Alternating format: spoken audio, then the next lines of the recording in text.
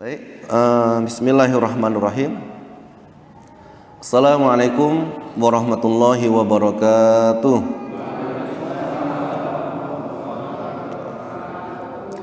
Innal hamdalillah wassalatu wassalamu ala Rasulillah wa ala alihi wa mawala.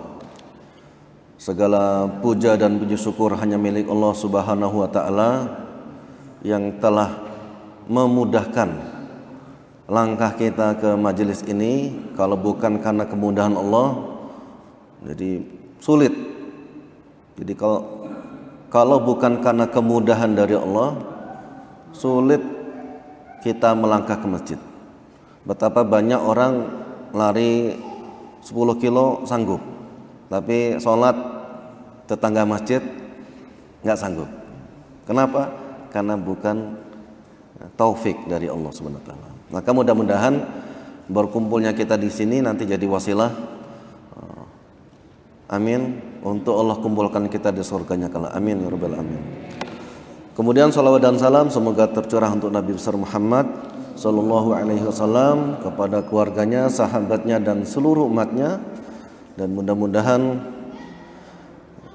ketika kita senantiasa untuk mencontoh kehidupan beliau, mudah-mudahan kita jadi orang-orang yang pantas mendapatkan syafaatnya, amin Allahumma amin. Yang saya hormati guru saya Pak Haji Solihul Hadi, kemudian kakak saya Pak Tri, kemudian bapak-bapak jamaah sholat maghrib dan isya. Mudah-mudahan Allah berikan kepada kita kenikmatan beribadah, sehingga kenikmatan ini jadi terwarisi untuk kita hingga kematian. Ini lagi momen maulid ya, maulid ya. Mungkin ini sepi ini karena sebagian ada yang mau siap-siap maulid gitu. Ada maulid, maulud atau milad, itu artinya sama aja, maksudnya sama aja. Bedanya kalau maulid itu adalah waktu kelahiran. Waktunya kapan itu maulid. Tapi kalau maulud itu sosok yang dilahirkan. Kalau maulud itu sosok yang dilahirkan. Tapi kalau di Indonesia lain, sudah berubah, muludan, karena ada makanannya. Sehingga ketika pulang pengajian yang diobrolin, Mbak Yu, tadi lempernya agak lembek ya. Nah, karena muludan. Makasih hadirin. Disebutkan ini ada perbincangan saya dulu. Jadi dari dulu itu memang sengaja kita dikasih pemikiran biar kita jauh dari Rasul. Ada satu pertanyaan menjebak. Bapak yakin nggak kalau gula itu manis? Yakin. Apa buktinya? Saya tiap hari minum kopi pakai gula, teh pakai gula gitu. Yakin nggak kalau ada yang lebih manis daripada gula? Yakin. Apa? Madu, apalagi sari manis. Masalah nanti habis minum dia batuk-batuk sakit itu udah urusan, tapi yang lebih manis. Oke. Yakin nggak kalau Nabi Muhammad itu suruh teladan? Yakin. Apa buktinya? Ada dalilnya. Yakin nggak kalau ada yang lebih suri teladan daripada Nabi Muhammad? Itu ada. Saya lagi mau tidur, begitu dengar itu langsung turun dari tempat tidur saya cekek, saya gocoh itu. Kakak tingkat saya itu. Maksud kamu apa? Enggak, ini kita cuma ngobrol-ngobrol aja. Kalau Rasulullah teladan itu langsung dalilnya dari Allah. Wa innaka la'ala khuluqin adzim.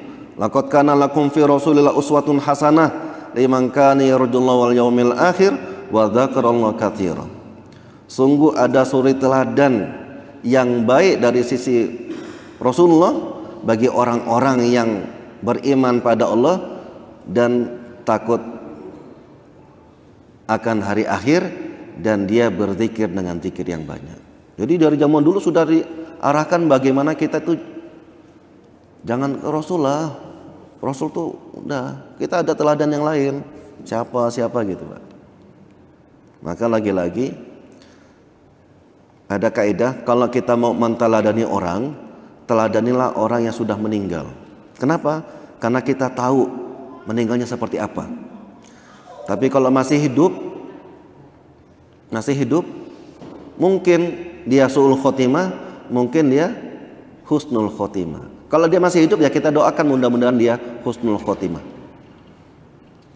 Maka disebutkan dalam hadis arba'in itu ada orang yang para malaikat itu memujinya sehingga jarak antara dia dengan sorga itu 1 hasta, sangat dekat. Tapi di akhir hidupnya dia melakukan perbuatan ahli neraka, masuk neraka. Ada orang maksiatnya sudah nemen, sampai mungkin penduduk langit itu sudah, wah ini masuk neraka ini. Tapi di akhir hidupnya dia melakukan perbuatan ahli sorga, masuk sorga. Artinya apa? Bapak-bapak, rahmat Allah itu lebih luas dari apa yang kita bayangkan, dari apa yang kita kerjakan. Kalau seandainya kita berbuat dosa, dosa kita setinggi langit, hampir-hampir kita mau kerubuhan, gitu ya. Tapi kalau kita mau tobat kepada Allah, Allah pasti terima tobat kita. Syaratnya apa? Tobat nasuha, tobat yang sebenar-benarnya. Maka bapak-bapak, kalau kita, Rasulullah ajarkan kepada kita dari hal-hal yang kecil sampai hal-hal yang besar. Kalau kemarin kita bahas tentang motong kuku, hal yang kecil contohnya nggak usah jauh-jauh, masuk kamar mandi, itu Rasulullah ajarkan masuk kamar mandi itu berdoa, Allahumma inni a'udzubika minal khubuthi wal khuba'is. Itu sudah dapat pahala. Masuk kaki kiri itu sudah dapat pahala. Kemudian kalau kencing atau ini duduk, ya kalau perempuan duduk Ustaz, kalau laki-laki masuk duduk. Iya, Rasul ajarkan duduk. Jadi ada pasien sakit apa, kencing batu, apa sih penyakit itu? Prostat, kencing batu. Begitu ada ustadz silaturahim ke rumah sakit, Bapak sakit apa? Kencing batu. Oh, mohon maaf, Bapak kencingnya duduk apa berdiri ya? Ya laki-laki berdirilah nih. Nah itu Pak. Jadi rata-rata orang yang punya penyakit kencing batu itu rata-rata itu laki-laki, kebanyakan laki-laki, dan kebanyakan kencingnya berdiri. Dan Rasul ajarkan untuk kencing duduk. Padahal Rasul bukan dokter. Kenapa? Wa ma yantiqu anil hawa in huwa illa wahyu yuha. Dia tidak berkata, tidak bertingkah laku kecuali dibimbing oleh wahyu. Maka apa yang dilakukan Rasul itu pasti baik. Walaupun dunia medis baru bahasnya ribuan tahun setelahnya. Gitu. Makan pakai tangan kanan. Gitu. Ternyata makan dengan tangan kanan, kemudian di ujung-ujung jari kita ini kan ada enzim. Enzimnya bisa mempercepat pembusukan makanan, sehingga nolong lambung kita dibandingkan orang makan pakai sendok. Itu sudah dapat pahala. Maka para jamaah, kalau yang kecil-kecil saja itu diajarkan, bagaimana yang besar-besar. Maka ketika kita mencontoh beliau dengan rasa cinta, maka disebutkan ada dalil umum itu begini, inna hubbuka iyahu yudkhiluka jannah. Sesungguhnya cintamu pada sesuatu itu, kalau sesuatu itu dibayangkan adalah sosok Rasulullah, maka itu bisa memasukkanmu dalam surga.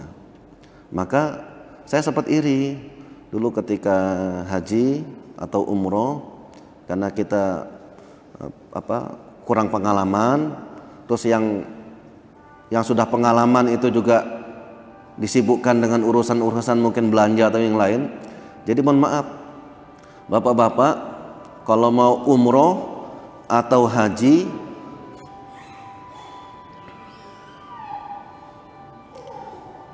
ini siapa itu? Nasrun, diangkat aja, diangkat.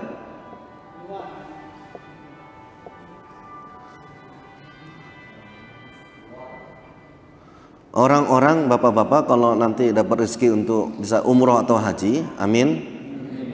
Pastikan sebelum umroh dan haji, bapak-bapak banyak membaca tentang sejarah Rasul.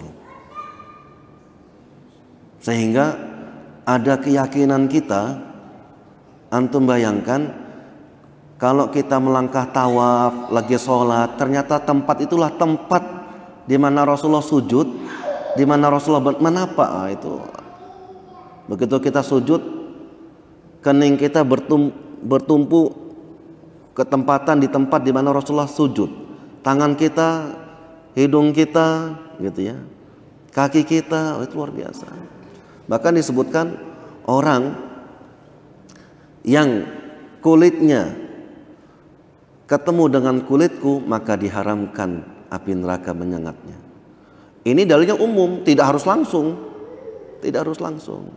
Maka lagi-lagi kalau cinta kita kepada Rasulullah itu seharusnya harus dibangkitkan setiap saat. Apalagi kita sedang terpuruk ini, jadi harus banyak-banyak baca sejarah Rasul, belajar tentang kisah Rasul, kehidupan beliau, sehingga kita bisa selamat dunia dan akhirat. Amin, Allahumma amin. Baik, hari ini kita akan bahas satu surat, yang surat ini termasuk surat yang favorit kita baca, surat Al-Ikhlas. Hampir setiap sholat kita baca surat Al-Ikhlas. Kalau sendirian baca Al-Ikhlas. Kepinginnya sih Al-Baqarah, tapi ketemunya Al-Ikhlas. Tapi bapak-bapak, betapa banyak orang masuk surga karena baca surat Al-Ikhlas. Disebutkan Rasulullah mengutus seseorang pemuda untuk jadi pemimpin ini pasukan Syariah. Syariah itu pengintai lah, ngirim pasukan Syariah gitu ya, 11-13 orang gitu. Pimpinannya itu setiap sholat dia pasti baca surat Al-Ikhlas. Kemudian Rasulullah bilang pada seseorang, coba kamu tanya kenapa dia setiap sholat baca surat Al-Ikhlas. Apa katanya? Al-Ikhlas itu isinya tentang sifat-sifatnya Allah. Saya suka banget sifat-sifatnya Allah.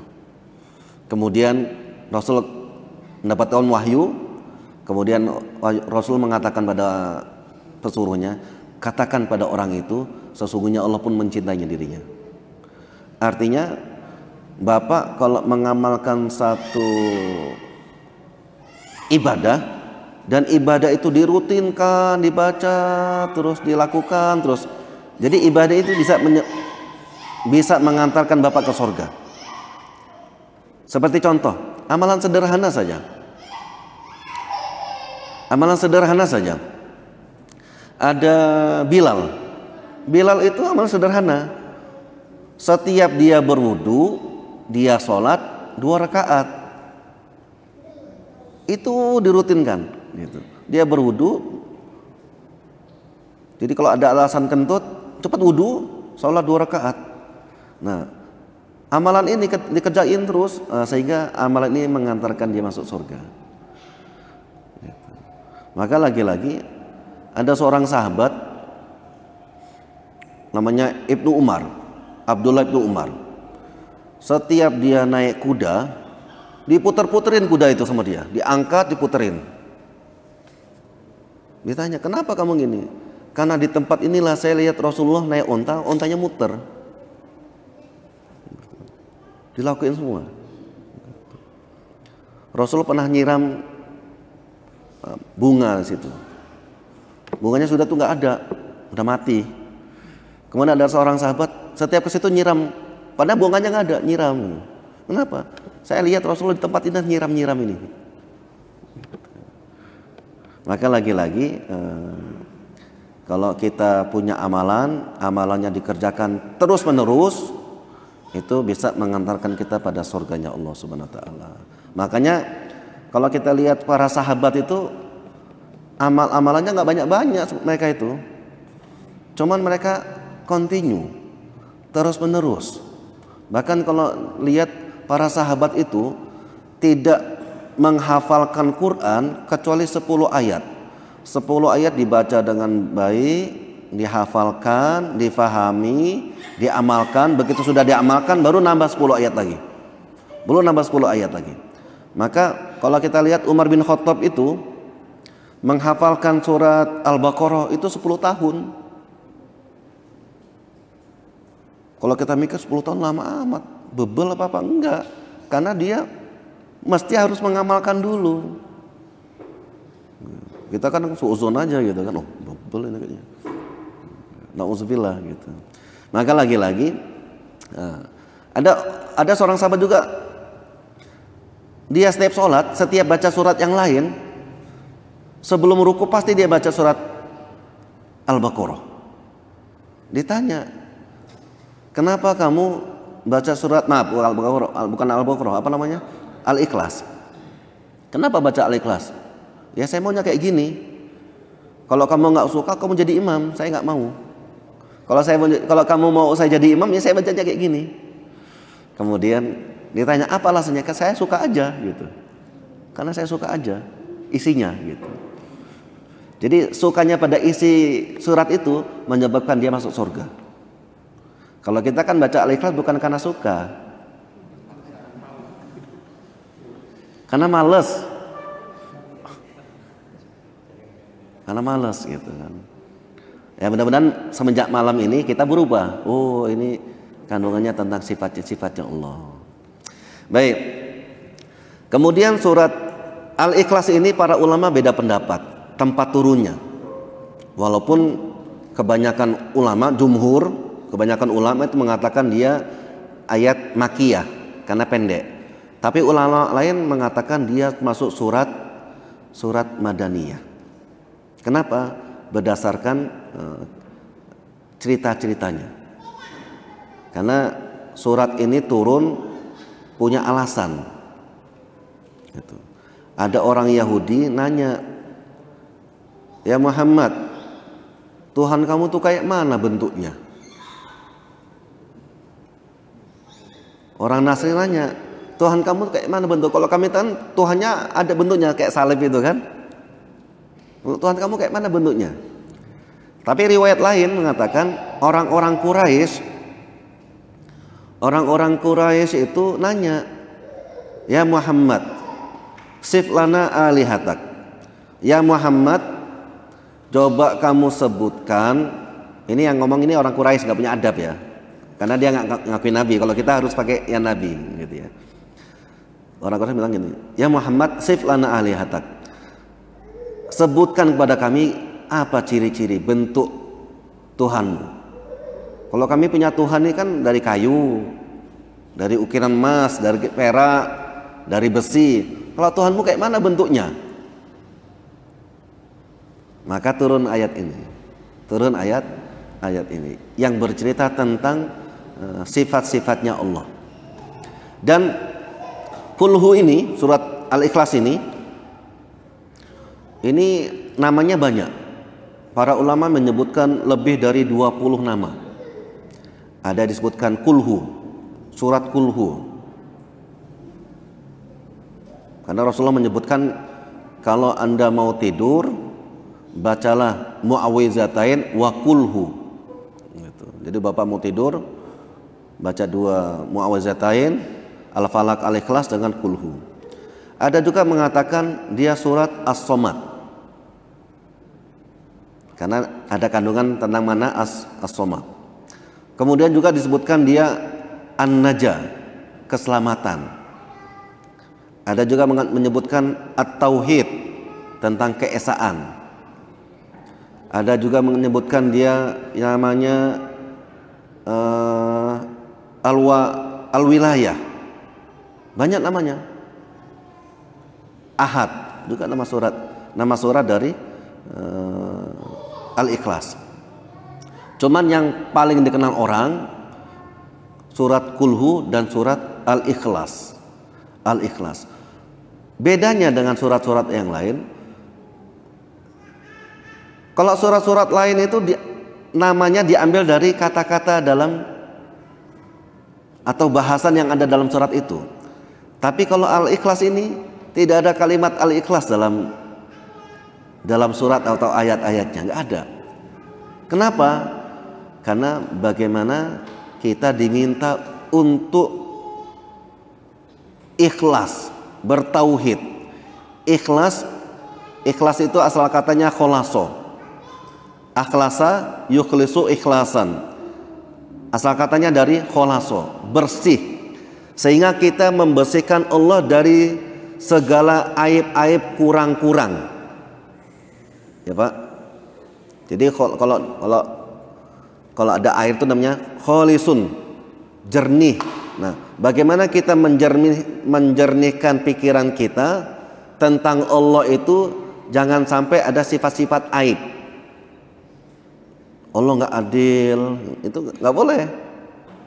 Gitu. Atau kita gambarkan Allah itu seperti sosok-sosok, nggak boleh. Harus, kenapa? Laisa lahu kufuwan ahad. Dia tidak serupa dengan apapun di dunia. Maka disebutkan bagaimana Allah itu disebutkan dia tidak serupa dengan apapun. Tidak serupa namanya, tidak serupa zatnya, tidak serupa af'alnya. Kenapa? Dia punya sifat yang esa. Gitu. Kita masuk dalam kajian perkataannya. Kul, perintah. Wallahu ahad.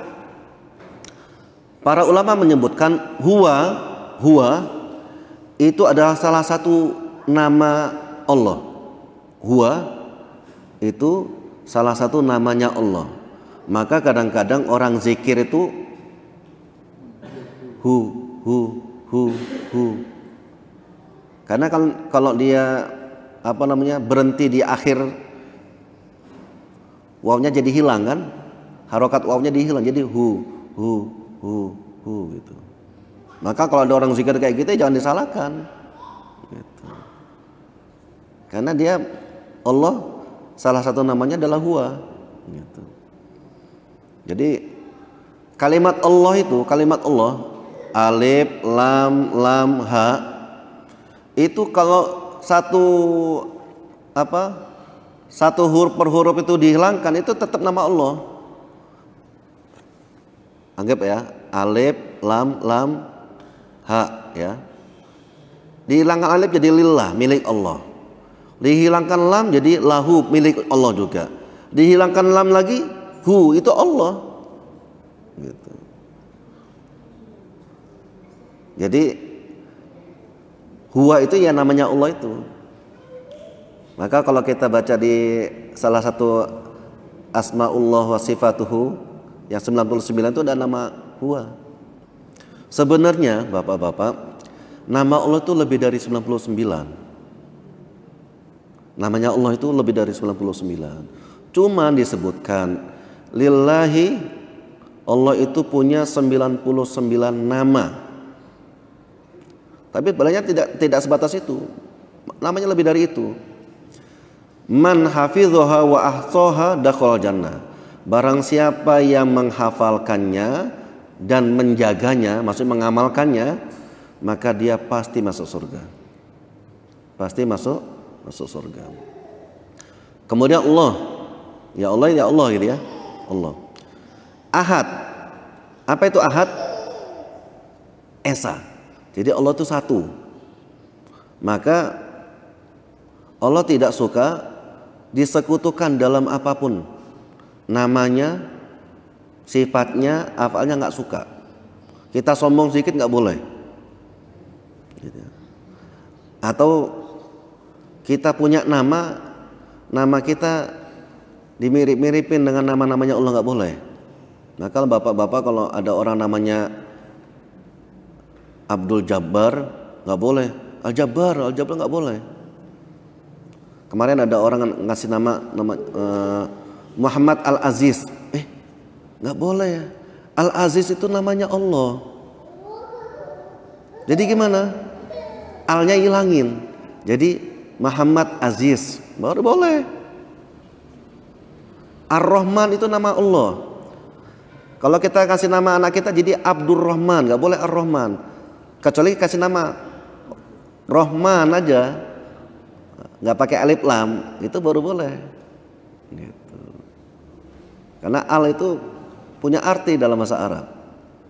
Apa? Kemahaan, gitu kan? Jadi bapak-bapak, sebaik-baik nama adalah nama yang melibatkan nama Allah, dikasih nama penghambaan. Kemudian Allah itu nggak boleh kita sebut dia dengan disamakan dengan yang lainnya, nggak mau. Maka suatu saat, mohon maaf, saya lagi duduk di rumah di teras itu, ada mahasiswa UIN, ya, saya sebut mahasiswa UIN. Ustaz, nganggur Ustaz? Iya.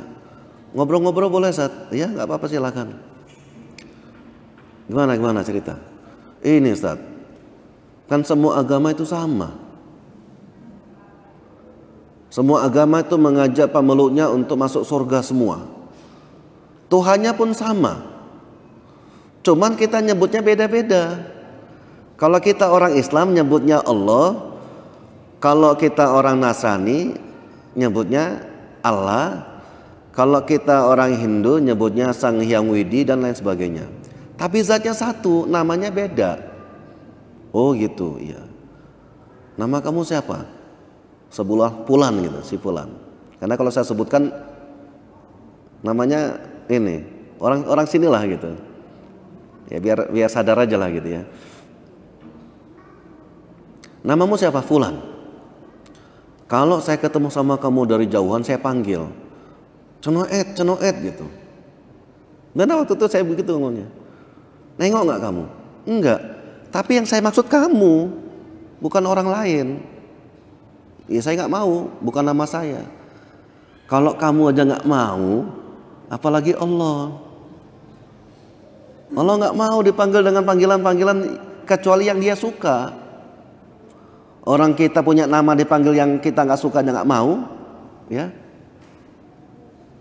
Apalagi Allah. Maka nggak boleh kita memanggil Allah semaunya kita. Harus sesuai dengan yang Allah sebutkan dalam Quran atau disebutkan oleh Rasulullah dalam hadis. Itu ya. Ini ayat pertama. Kemudian Allahus Somad. Allahus Somad. Kalau tadi disebutkan Allah itu punya, Dia Allah sifatnya Esa. Kemudian disebutkan lagi Dia Allah sifatnya As-Somad. Apa itu Somad? Tempat menggantung, tempat menggantungkan asa. As-Somad. Kenapa digantungkan asa kita kepada Dia? Karena Dia kokoh. Karena Dia kokoh. Kadang-kadang orang kalau sudah mau tenggelam, keseret ombak, keseret arus, itu megang apa saja dipegang, ya kan? Kadang-kadang rumput dipegang, padahal rumputnya nggak kokoh, megang batang kayu, ya gitu, macam-macam. Nah, kenapa kita as-somad? As-somad itu secara bahasa, kalau dalam kamus-kamus bahasa Arab itu, as-somad itu sesuatu yang dia tidak berpori, sesuatu yang dia tidak berpori, itu secara bahasa namanya as-somad. Kenapa berpori? Karena sesuatu yang berpori itu berarti ada celah, ada lubang yang memungkinkan ada keluar masuk sesuatu. Sehingga sesuatu yang dia keluar masuk berarti dia membutuhkan sesuatu. Allah itu tidak butuh. Kenapa Nabi Isa, Ibunda Maryam itu tidak masuk dalam kategori Tuhan? Innama ya'kuluna to'am. Innama ya'kulani to'am. Karena dia itu masih makan. Sesuatu yang masih membutuhkan, yang masih ada rongga, maka dia tidak cocok jadi Tuhan. Maka ada, dulu saya pernah belajar ini, apa sih teologi ya, ada kaidah teologi itu gini. Al aslu fil ilahi al wujud. Hukum asli Tuhan itu wujud. Wujud. Ya. Al aslu fil ilahi al wujud. Wal aslu fil makhluqi al mumkin atau al adam. Hukum asli Tuhan itu pasti ada. Dan hukum asli makhluk itu tidak ada atau mungkin ada. Sehingga apa? Yang wujud itu menciptakan yang tidak ada. Dan yang tidak ada bagaimana mungkin menciptakan yang sudah wujud? Maka kalau kita lihat wal awwal wal akhir wal zahir wal batin, dialah Allah yang pertama dan tidak ada yang pertama dari dirinya. Kalau kita bayangkan siapa yang datang pertama ke masjid? Mas Agus. Kenapa? Karena dia dibatasi waktu. Kalau Allah tidak dibatasi waktu, dan dia yang terakhir, dan tidak ada yang lebih terakhir dari dirinya. Bukan berarti dia nggak ada, hilang, enggak, tetap ada. Maka lagi-lagi banyak Pak, kalau di kampus-kampus itu orang masuk, kadang-kadang saya pernah ngobrol-ngobrol dengan orang. Ini orang sengaja memang bikin organisasi menyesatkan orang. Gini. Allah itu kan salah satu sifatnya Al-Qadir. Maha, wallahu ala kulli syai'in qadir. Apa qadir? Maha berkuasa, mampu, maha mampu ya, qadir. Allah itu sifatnya qadir. Bisa enggak Allah menciptakan batu yang lebih besar daripada dirinya? Kalau dia bisa, berarti Allah tidak, sifatnya enggak akbar lagi. Karena apa? Karena ada yang lebih besar daripada Allah. Kalau dia nggak bisa, berarti Allah hilang sifatnya. Al-Qadir itu nggak cocok lagi. Nah itu saya tinju itu Pak. Kamu nih ngomong ini punya manfaat apa, saya bilang itu. Dia nggak tahu orang Lampung. Taunya kan orang Lampung gitu, walaupun namanya Yudi Surono gitu. Marganya entah marga apa gitu kan. Hati-hati tuh Lampung gitu. Belajar agama itu nyuruh orang biar taat, biar semangat. Kamu nih malah bikin orang ragu dengan agama. Apa maksud kamu? Enggak, kita ngobrol-ngobrol gini gitu. Enggak lah, saya enggak cocok kamu nih sebenarnya. Jadi kadang-kadang banyak orang sesat itu di kampus-kampus agama itu banyak sesat, banyak. Aneh kan? Gitu. Maka lagi-lagi bapak-bapak, kalau bapak-bapak punya anak kuliah-kuliah di kampus-kampus agama itu harus diwanti-wanti, jangan aman-aman aja. Karena banyak orang menyesatkan di kampus-kampus agama itu Pak. Kamu agamanya apa? Islam. Nah kita ada kajian perbandingan agama. Kalau kamu masih Islam, wah nggak adil nanti kamu, nggak objektif. Jadi gimana? Sementara kamu keluar dari agama Islam dulu, nggak sholat dulu sebulan, nanti kita membandingkan agama-agama yang ada. Kalau ternyata Islam memang agama terbaik, alhamdulillah. Kalau ternyata nggak terbaik, nah berarti ada catatannya. Kita punya pengaruh untuk memperbaiki Islam ini, nah, gitu. Emang siapa dia? Nah, gitu kan. Banyak Pak.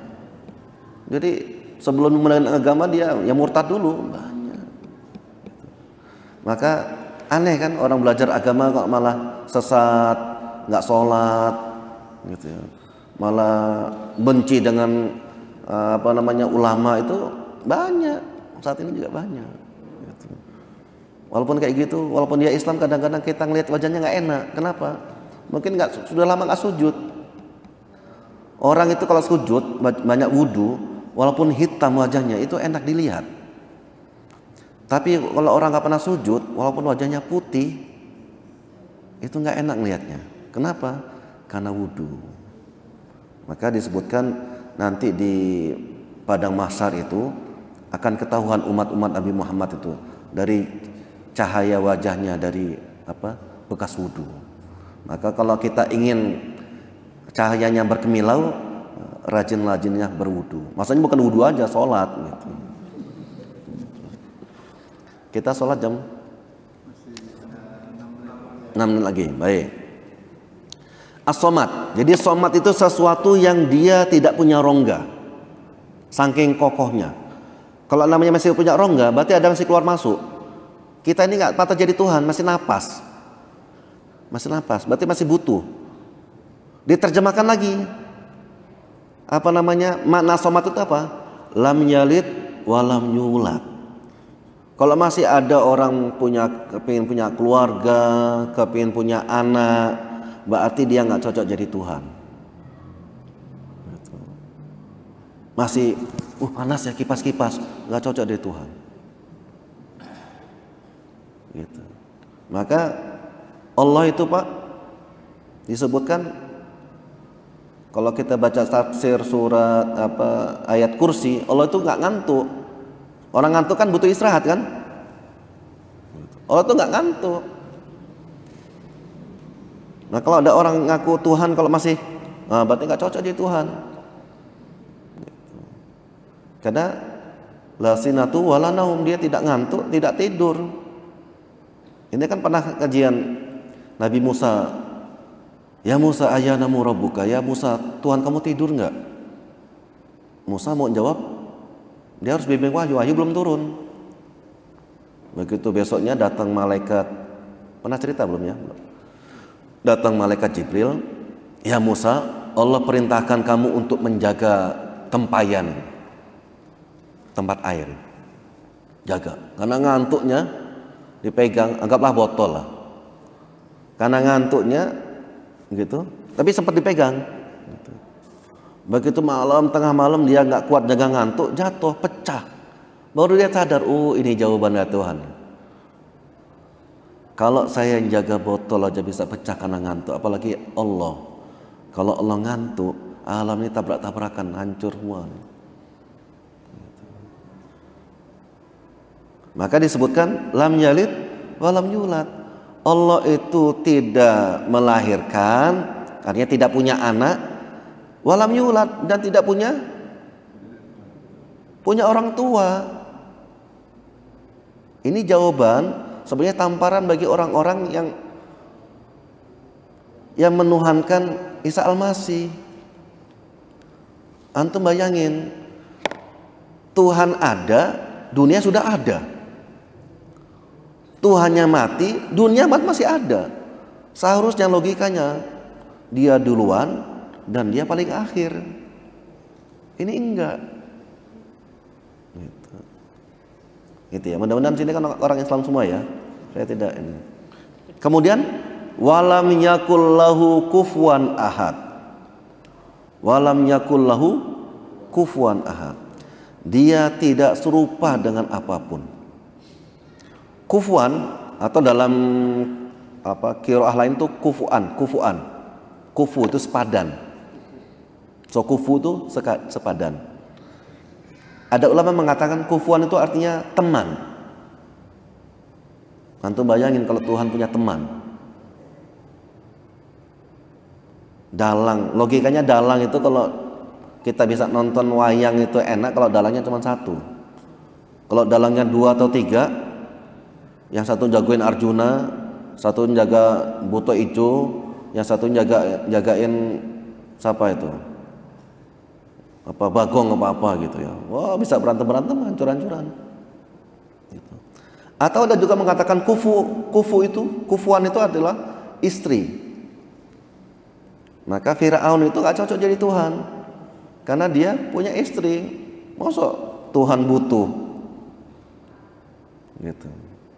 Maka lagi-lagi disebutkan walam yakullahu kufuwan ahad. Dia tidak serupa dengan apapun. Sampai sini ada pertanyaan tentang masalah surat Al-Ikhlas. Jadi bapak-bapak, nanti dari surat ini kan kita belajar juga masalah fikih. Jadi ada orang cinta banget, suka banget baca surat Al-Ikhlas, sehingga cintanya dia pada surat Al-Ikhlas ini menyebabkan dia masuk surga. Nah, dalil ini kadang-kadang dikiaskan dengan orang kalau bapak suka dengan surat Yasin. Gitu. Sehingga ada orang baca surat Yasin terus, ya kalau dia suka banget bisa masuk surga juga. Maksudnya bukan hanya suka, dia amalkan. Yang jadi masalah adalah Al-Quran itu bukan hanya Yasin. Dia kepingin diperlakukan seperti surat-surat yang ada. Jadi bapak-bapak, Al-Quran itu dikatakan Al-Quran itu dari surat Al-Fatihah sampai surat An-Nas, itu namanya Al-Quran. Maka kalau ada orang cuma baca surat Yasin, itu bukan Al-Quran. Orang yang nyatakan baca Al-Quran tuh, hari ini saya baca Al-Fatihah, besok baca surat Al-Baqarah 1 sampai 10, besoknya 11 sampai 20, besoknya lagi 30, terus gitu sampai. Nah, itu namanya baca Al-Quran. Gitu. Ada orang juga baca Al-Baqarah gitu. Kalau dia cinta Al-Baqarah, bisa dia masuk surga. Tapi ingat, Al-Quran bukan hanya Al-Baqarah. Ada orang baca surat Yusuf aja, baca Maryam aja. Gitu. Tapi kayaknya nggak jarang ya kayak gini ya. Rata-rata surat Yasin. Gitu. Kita azan dulu ya. Wallahu a'lam bishawab.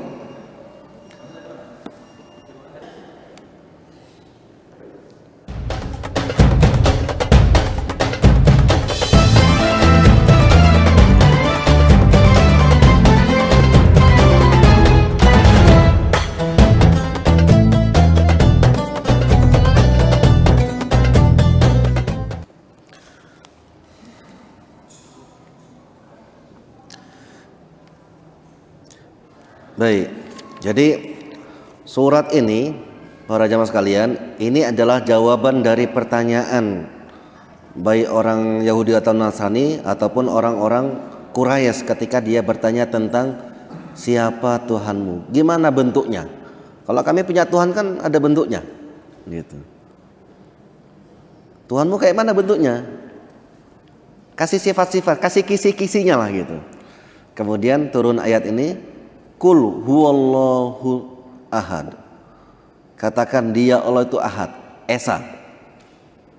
Esa dalam menciptakan langit. Jadi Allah menciptakan semuanya itu sendirian.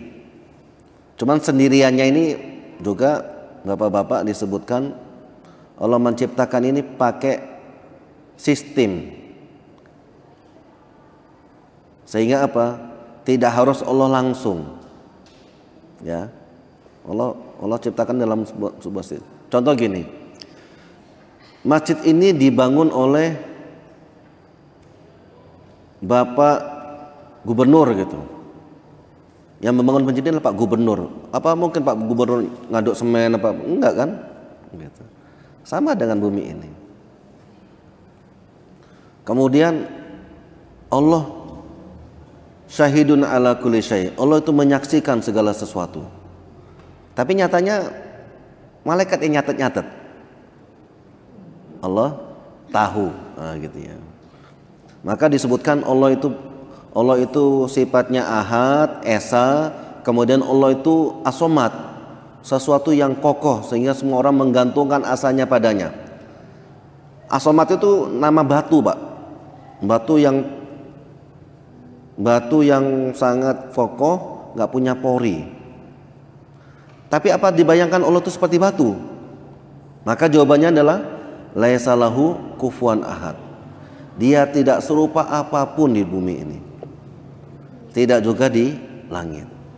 Jadi bapak-bapak, nanti begini. Ketika nanti kita baca dalam ayat Quran atau hadis gitu ya. Kullun halikun illa wajhah. Semuanya nanti akan hancur kecuali wajahnya. Wah, Wajahnya kayak, berarti Allah punya wajah berarti kayak manusia. Ingat kaidahnya, laisa lahu kufuwan ahad. Dia tidak serupa apapun. Allah ciptakan neraka. Allah ciptakan neraka, kemudian ini sebelum kita mati, Allah sudah manasin neraka. Ya Zabaniyah, panaskan neraka 1000 tahun. Sehingga panasnya itu, apinya itu merah bernyala-nyala, merah nyala-nyala. Kemudian masih kurang panas, panaskan lagi 1000 tahun sampai warnanya itu putih, warna apinya putih. Kalau kita masak terus nyatanya gandang kita warnanya putih, berarti sudah panas itu. Masih kurang panas, dipanasin lagi 1000 tahun, dipanasin lagi 1000 tahun, sehingga warnanya itu pekat, gelap bener, gelap sekali, saking panasnya. Kemudian Allah turunkan kakinya, nginjek ke dasar neraka. Kemudian dia mengatakan, kafa, cukup, sudah panas. Bapak jangan bayangin, wah, berarti Allah punya kaki, kakinya kayak kita. Jangan, laisa lahu kufuwan ahad. Tidak serupa dengan apapun. Bumi, langit, segalanya dalam genggaman tangannya. Kita jangan mikir, tangannya berarti kayak tangan kita. Ingat kaidahnya apa? Laisa lahu kufuwan ahad. Dia tidak serupa dengan apapun. Nah, gitu Pak. Contoh, Allah memberikan kita rizki. Ya Pak ya, Allah berikan kita rizki. Yang kecil-kecil, kita masih kecil, masih SMP, masih SD, kadang-kadang kita dikasih jajan sama kita, sama orang tua kita. Kemudian kita mengatakan, bapak saya ngasih saya rizki. Benar, tapi beda. Rizki yang Allah berikan dengan rizki yang diberikan oleh orang tua kita, walaupun sama-sama uang, itu beda nilainya. Kenapa? Laisa lahu kufuwan ahad. Nanti di surga, kenikmatan yang terindah itu adalah ketika kenikmatan kita berjumpa dengan wajah Allah Subhanahu wa ta'ala. Nanti dibuka takbirnya. Rasulullah itu ketika dia Isra Mi'raj, ya Rasulullah ditanya,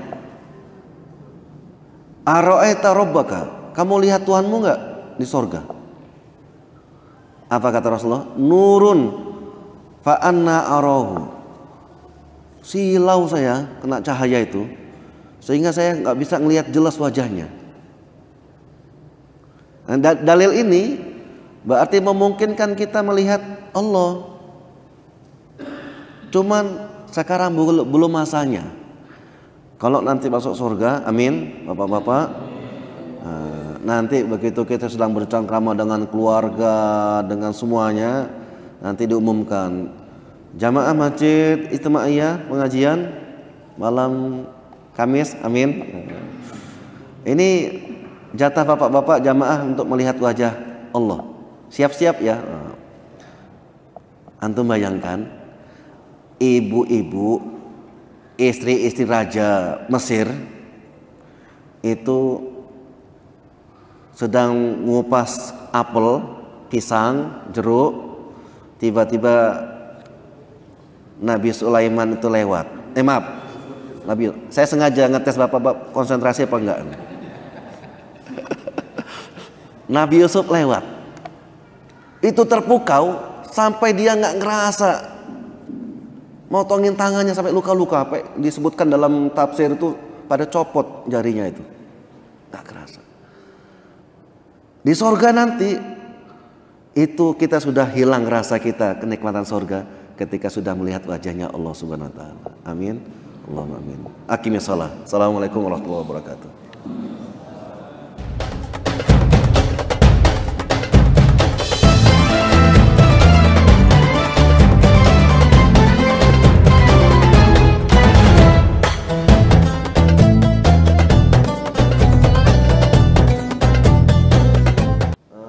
Kita masuk berikutnya dalam kajian kita dalam surat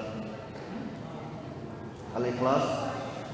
Jadi Al-Ikhlas ini disebutkan karena tulusul Quran. Jadi Al-Ikhlas ini sepertiga dari Al-Quran. Maka dijadikan ada riwayat dulu, siapa yang mau menikahi anak Rasul itu siapa yang paling cepat khatam Al-Quran. Sehingga para sahabat itu cepat-cepatan baca Quran untuk mendapatkan Fatimah anak Rasulullah, anak kesayangan Rasulullah. Dan ternyata Ali nyantai-nyantai aja. Kenapa kamu Ali nggak baca Quran? Apa nggak minat? Saya sudah selesai. Cepat amat. Saya baca kulhu 3 kali. Jadi kalau satu kulhu itu sepertiga Quran, 3 kali kulhu selesai. Oh iya.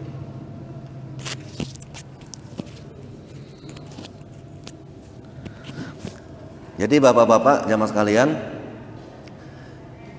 inti syariat Islam itu kan 3 hal. Berbicara tentang akhlak, berbicara tentang akidah, berbicara tentang ibadah. Jadi syariat Islam itu dari zaman Nabi Adam sampai Nabi Muhammad itu 3: akhlak, syariah atau ibadah, dengan akidah.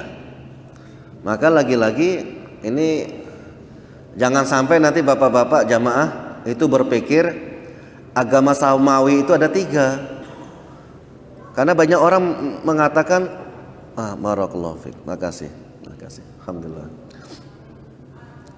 Jadi agama samawi itu bukan 3. Orang menganggap agama samawi itu ya Yahudi, Nasrani, Islam. Tidak. Dari zaman Nabi Adam sampai Nabi Muhammad agama samawi itu cuma 1, Islam. Cuman al-Islam yang diturunkan kepada kaum namanya Nasrani, kaum namanya Yahudi gitu. Jadi Yahudi sama Nasrani itu bukan agama. Jadi agamanya Islam. Akhlaknya sama, disuruh berakhlak. Masalah tauhidnya juga sama. Cuman masalah ibadah, Nabi berikutnya, Rasul berikutnya membawa risalah, membawa ajaran, mensempurnakan ajaran Rasul sebelumnya. Jadi ibadahnya bisa beda-beda gitu. Rasul yang datang setelahnya itu mensempurnakan. Maka khusus surat Al-Ikhlas ini dia merangkum yang namanya masalah akidah. Maka bapak-bapak, kalau berbicara masalah akidah tentang sifat Allah, sifat Rasul, itu yang nggak boleh kita melenceng pakai logika. Saya pernah dulu dikasih buku, disuruh ngamati. Ustadz, ini ada aliran terindikasi sesat. Coba tolong baca buku-bukunya. Dikasih saya 3 buku. Baru baca bukunya begini awalnya. Makhluk pertama yang Allah ciptakan itu adalah burung merak. Saya sudah, ini sudah berbeda dengan hadis yang sahih. Makhluk yang pertama yang Allah ciptakan itu adalah al-qalam, alat tulis. Dia bilang di situ merak. Kemudian merak itu melenggok-lenggok karena senang dengan bulunya. Dibilang dengan matahari, wahai merak, jangan sombong, karena kamu tuh makhluk hari ini hidup besok mati. Nah, kemudian merak itu nangis, meneteskan 5 tetes air mata, yang itu jadi waktu sholat. Ini kok kayak nonton Alingdharma saya. Udah langsung saya tutup, Pak Kriswan. Oh, ini sesat ini. Nih bukunya sesat, saya pulangin.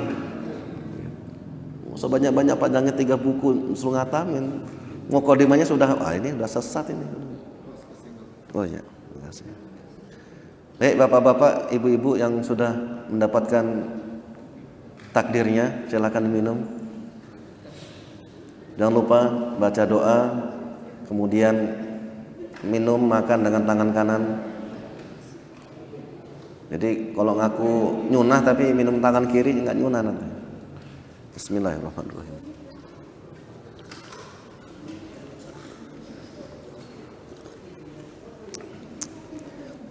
Baik, sampai sini ada pertanyaan tentang tafsir Al-Ikhlas atau yang lainnya? Silakan ibu-ibu.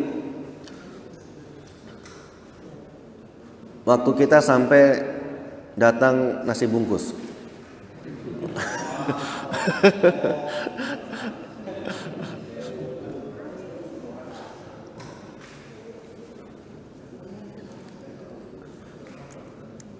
Ada yang kita bahas? Wah, ini ada easy di sini. Baik ya, ahlan wa sahlan. Dari Kali Bening. Wow. Susah ketemunya, ketemu di sini. Alhamdulillah, sebaik-baik tempat. Ada pertanyaan ibu-ibu, bapak-bapak, tafsir Al-Ikhlas atau yang lainnya? Silakan. Yang lain. Ya. Awas, Mas.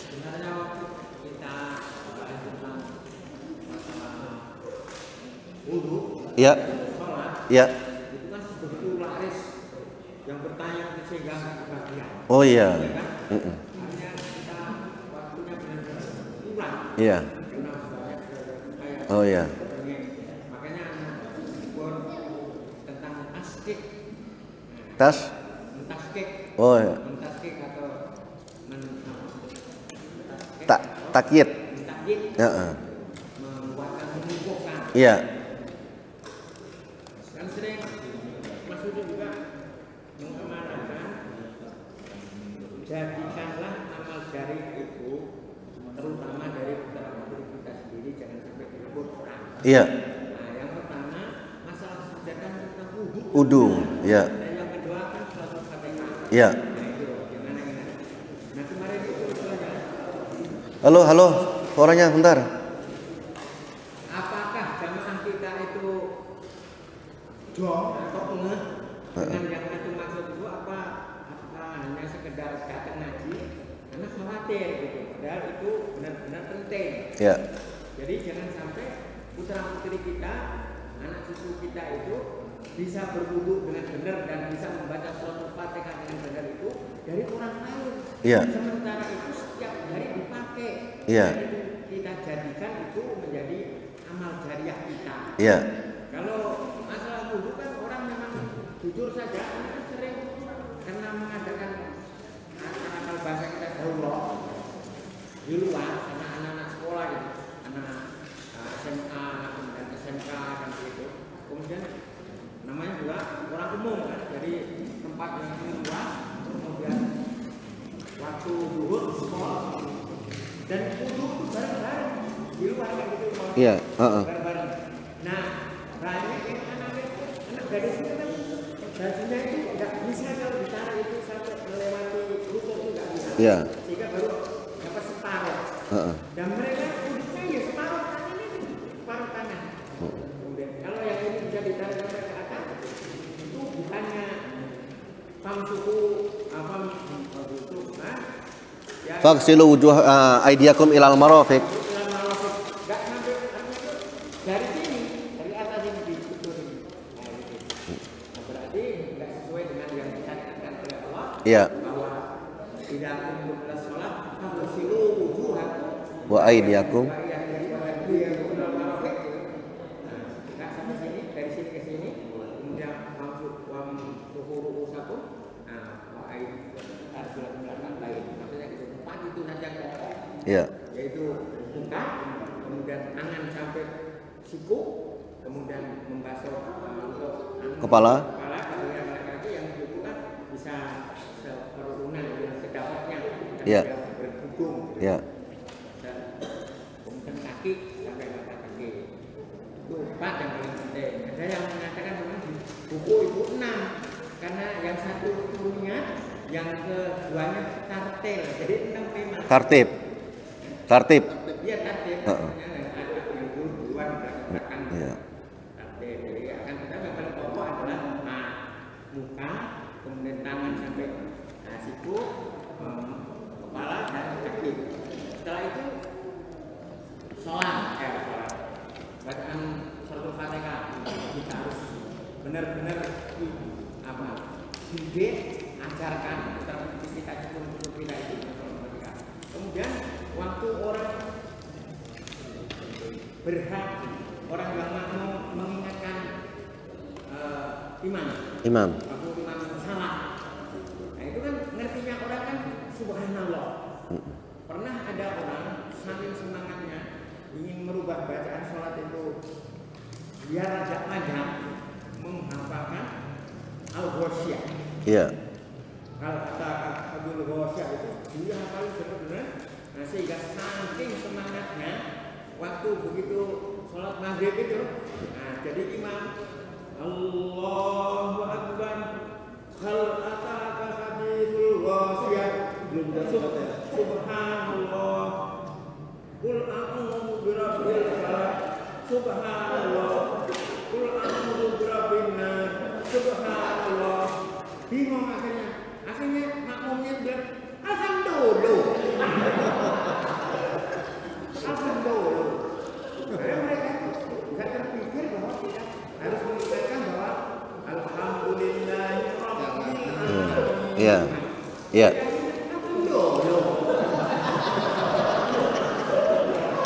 Iya. Iya. Iya. Iya. Terima kasih. Jadi bapak-bapak, ada kaidah begini, al ilmu bila amal kasyajar bila thamar. Ilmu itu jika tidak diamalkan itu bagaikan pohon tanpa buah. Kita sudah belajar beberapa surat itu ya. Surah Al-Fatihah kita menanamkan bagaimana setiap tingkah laku kita ini nanti kita dapatkan di padang mahsyar, baik atau buruk kita dapatkan. Maka pastikan setiap gerakan kita, pikiran kita, pembicaraan kita ini punya muatan untuk masuk surga.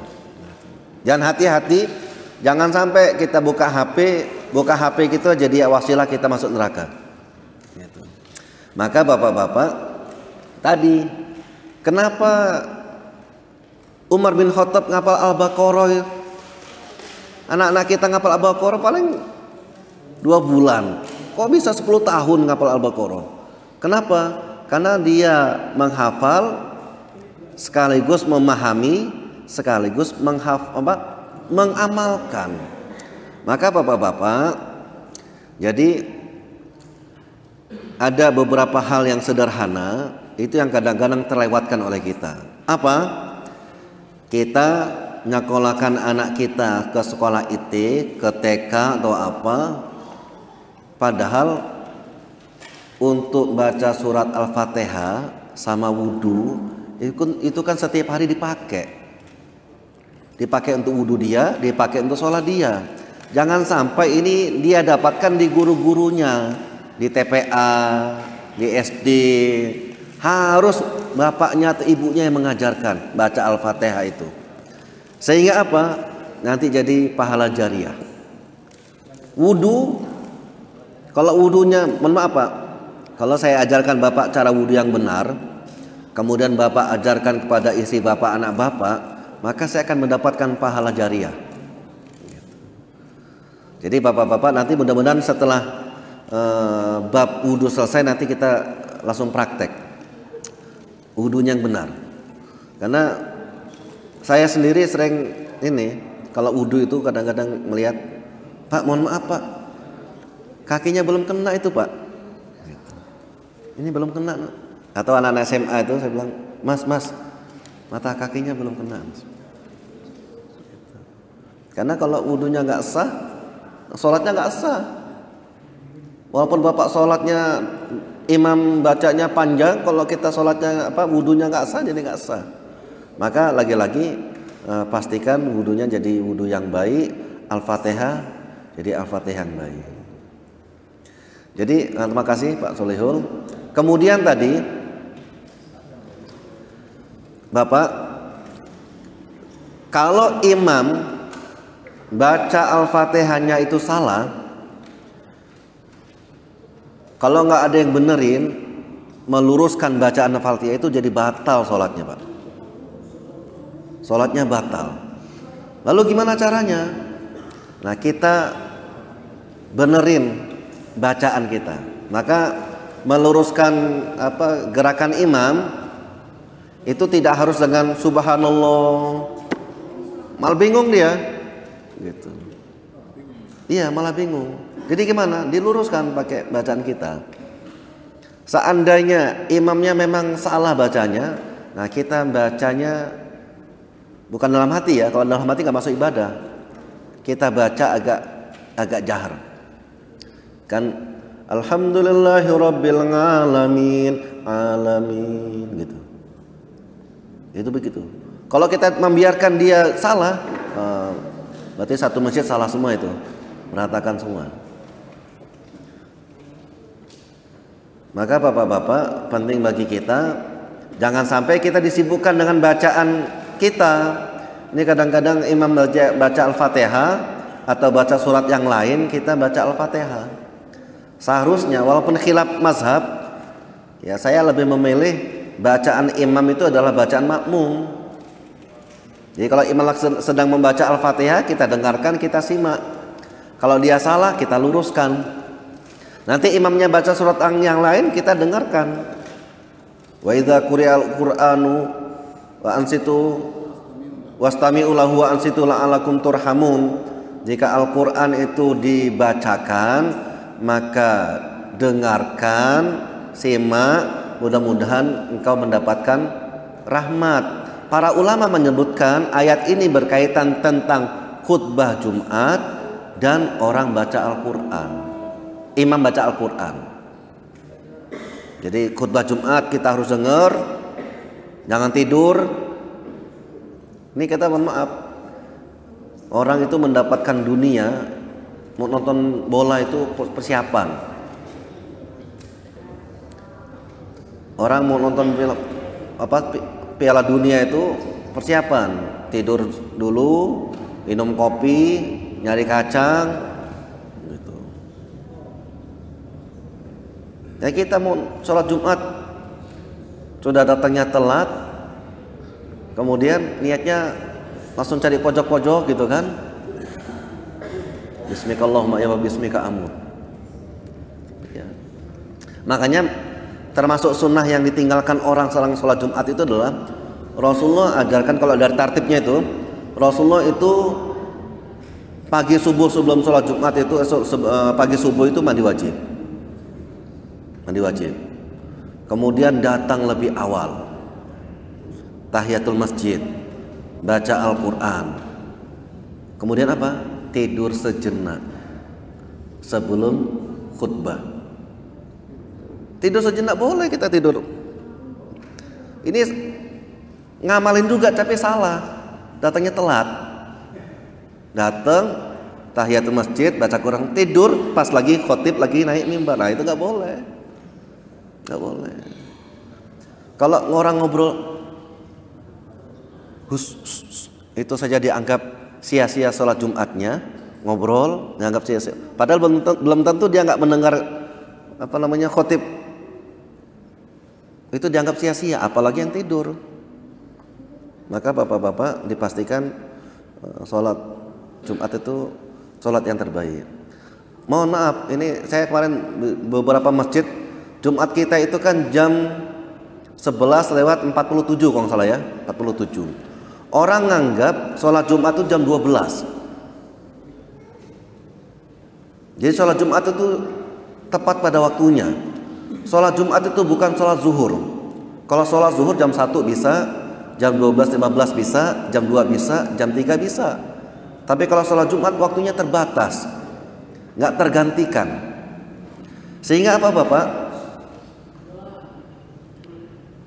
Jadi jangan telat. Jadi Disebutkan dalam hadis itu para malaikat itu berdiri di pintu-pintu masjid mencatat siapa yang datang. Duluan dicatat. Kemudian begitu azan berkumandang, itu para malaikat langsung duduk di saf-saf itu dan dia tidak mempedulikan siapa yang datang setelahnya. Maka Bapak harus duluan. Ini enggak kadang-kadang. Bapak boleh datangnya agak telat kalau Bapak sebagai khotib. Karena Bapak ditunggu. Oh, itu dia khotibnya tuh. Nah, gitu kan. Kalau jadi makmum biasa ya jangan. Itu ya kira-kira.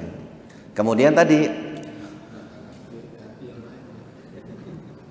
makanya ada orang sebel setiap dia lagi sholat tahiyat qobliyah pasti orang azan.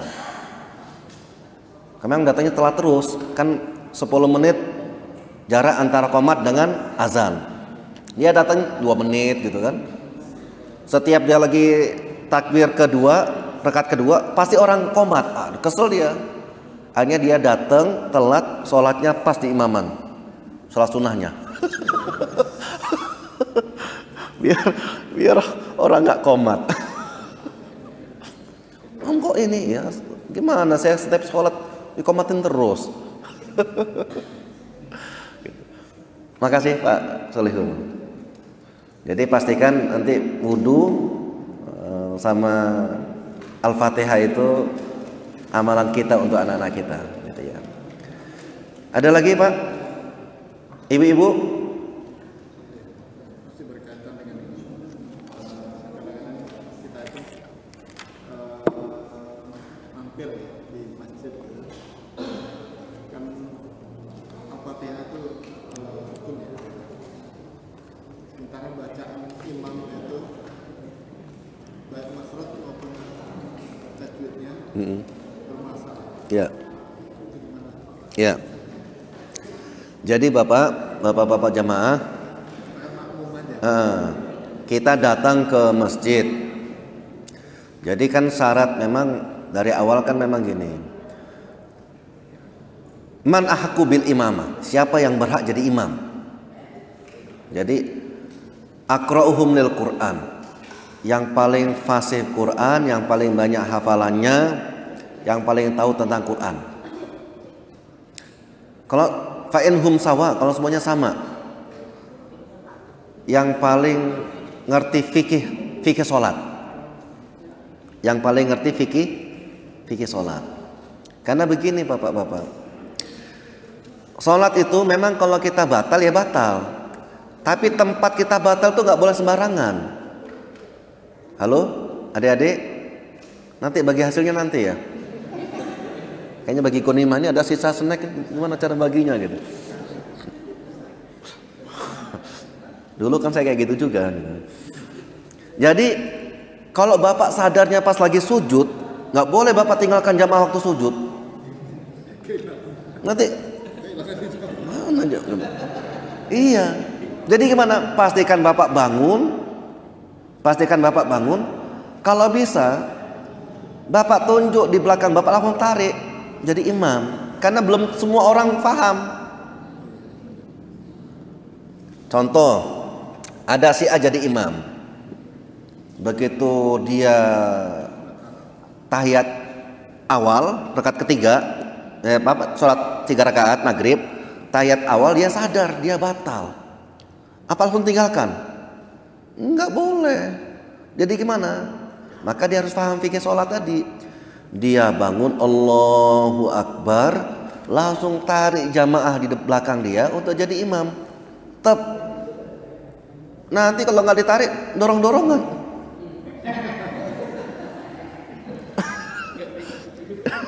Iya. Karena banyak orang nggak tahu.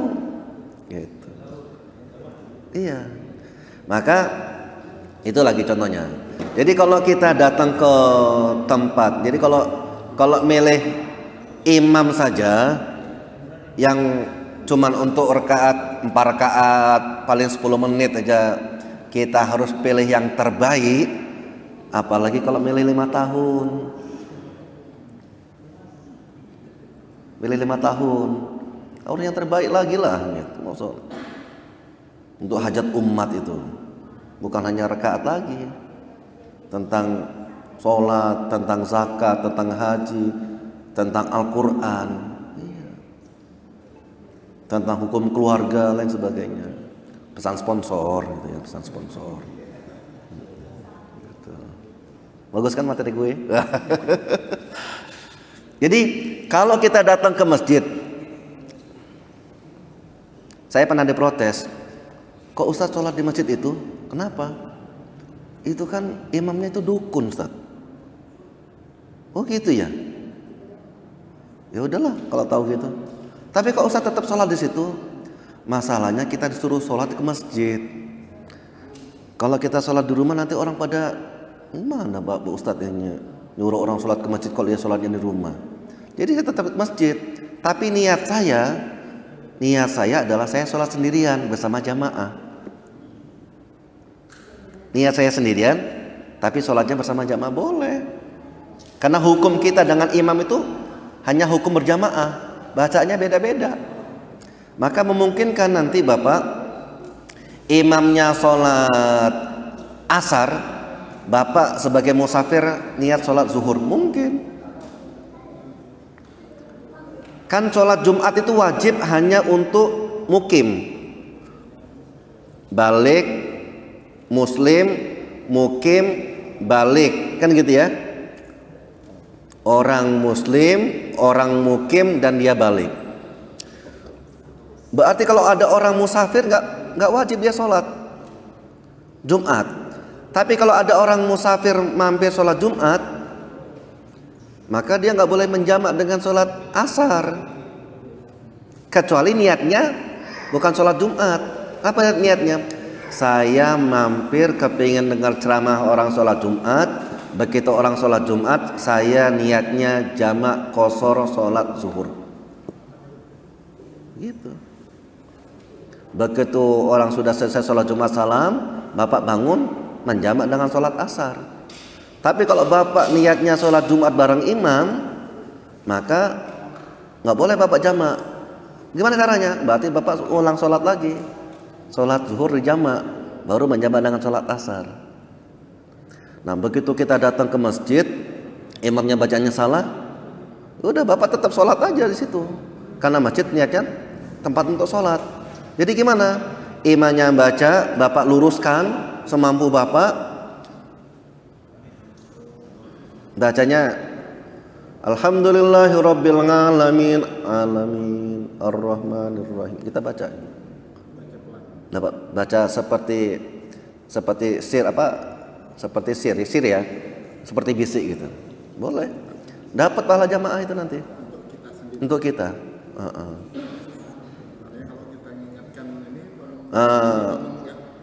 Nggak bisa dia. Orang saya waktu ngekos di Jakarta itu ada orang kaya, dia bangun musola sendiri, dia yang azan, dia yang qomat, dia jadi imam. Karena biasa azan, begitu baca surat At-Tin, falahum ajrun khairum minan naum. Waduh. Iya. Semua ayat belakang akhir-akhir ayat dipanjangin. Wal fajr. Kalau wal asr, semua ayat dipanjangin semua. Kenapa? Karena biasa sendirian. Maka lagi-lagi para jamaah, Al-Fatihah itu penting.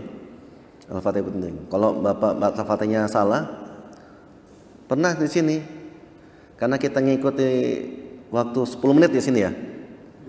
Saya lagi wudhu, qomat. Ada orang pakai jubah, pakai sorban, bawa tasbih, disuruh jadi imam. Waduh, saya bilang sama Pak Ihsan, kalau belum ada imamnya jangan qomat. Walaupun waktunya sudah menunjukkan. Kenapa? Tidak semua orang pakai jubah, pakai sorban, pakai itu ngerti bacaan Quran. Salah-salah Qurannya itu, saya bilang gitu. Quran Al-Fatihahnya salah semua. Itu bisa batal satu jamaah itu. Jadi gimana? Kalau imamnya datang baru qomat. Kalau ada orang yang sudah qomat, imam belum datang, maka dia suruh jadi imam. Kalau ada orang nyuruh-nyuruh, yang nyuruh suruh jadi imam. Komat, jadi imam dia. Gitu. Gitu. Ya imamnya belum matang, udah ngasih kode. Rasulullah itu, makanya kalau kita lihat sunnah itu Pak, jamaah sudah kumpul, Rasul ngintip. Kemudian Bilal, karena rumahnya dekat, rumah Rasul terdekat, Bilal itu keluar. Ya Rasulullah, jamaah sudah berkumpul. Kemudian Rasul ngasih perintah aqimis sholat. Jadi Rasulullah itu sholat sunnahnya di rumah. Karena kebetulan rumahnya dekat.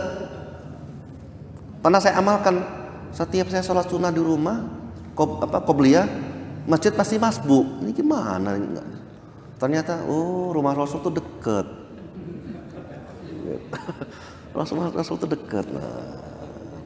Aqimis sholat, ya Bilal, qomat, kan gitu. Jadi imam. Ini enggak kadang-kadang imamnya siapa yang sibuk.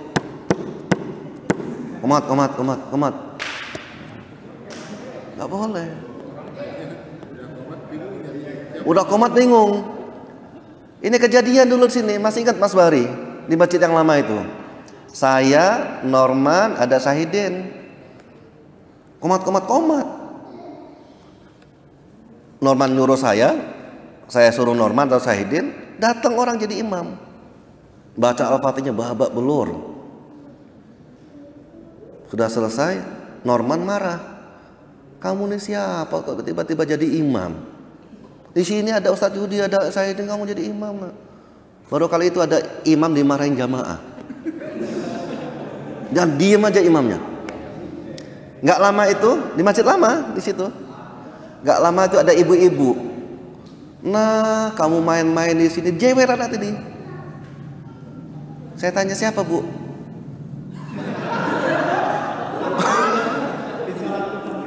Orang gila. Kata Norman, nah gimana Ustaz? Sah nggak sholat kita? Sah sholat kita. Kenapa? Kita nggak tahu dia orang gila. Makanya hati-hati. Kalau kita yang soleh-soleh tidak jadi imam, tidak mencalonkan diri jadi imam, nanti orang gila jadi imam. Seperti di suatu negara entah berantah. Nah, gitu. Sponsor. Bagus kan materi saya? Nah. Itu Pak ya. Kalau yang soleh-soleh itu tidak jadi imam, nanti yang jadi imam orang toleh, orang jahat. Oke, cukuplah ya. Nanti semakin panjang semakin dalam nyerempet nanti. Masanya nasinya nggak datang. Oke, demikian dan bermanfaat. Yang mau solawatan silakan. Yang mau maulud silakan. Mudah-mudahan Allah berikan kepada kita keberkahan dan bisa dikumpulkan di surganya kelak. Amin. Assalamualaikum warahmatullahi wabarakatuh.